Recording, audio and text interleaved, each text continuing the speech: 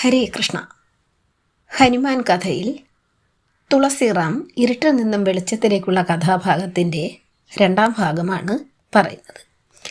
കഴിഞ്ഞ ഭാഗത്ത് പറഞ്ഞു നിർത്തിയത് ഭാര്യാഗൃഹത്തിൽ തുളസിറാം എത്തിച്ചേരാനുള്ള ആവേശത്തോട് വീണ്ടും അയാൾ ഓടിയെന്നാണ്.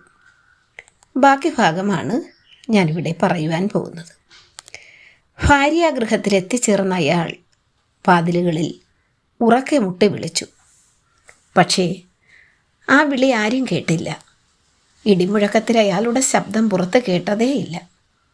അയാൾ ആ വീട് മുഴുവൻ ഓടി നടന്ന് വിളിച്ചു. അകത്ത് കിടക്കാൻ വല്ല പഴുതുമുണ്ടോ എന്ന് നിരീക്ഷിച്ചു. ഒടുവിൽ വീടിൻ്റെ പിൻഭാഗത്തെ ഭിത്തിയിൽ പിടിച്ച് അകത്തേക്ക് പ്രവേശിക്കാൻ ശ്രമിച്ചപ്പോൾ ഒരു മിന്നലുണ്ടായി. ആ വെളിച്ചത്തിൽ ഒരു കയർ അയാളുടെ ദൃഷ്ടിയിൽപ്പെട്ടു.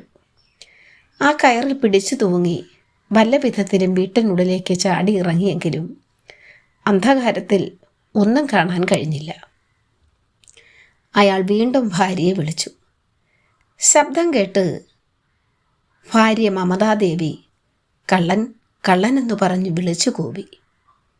ഇത് കേട്ടപ്പോൾ തുളസിറാം പറഞ്ഞു, മമതേ, ഇത് ഞാനാണ്, തുളസിറാമാണ് എന്ന് പരിഭ്രമത്തോടെ അയാൾ പറഞ്ഞു. ശബ്ദം തിരിച്ചറിഞ്ഞ മമതയും വീട്ടുകാരും വിളക്ക് കത്തിച്ചു.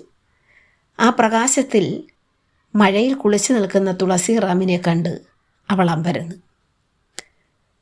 മമത ചോദിച്ചു, അങ്ങെങ്ങനെ ഈ വീട്ടിനുള്ളിൽ കടന്നു? അവൾ അത്ഭുതത്തോടെയാണത് ചോദിച്ചത്.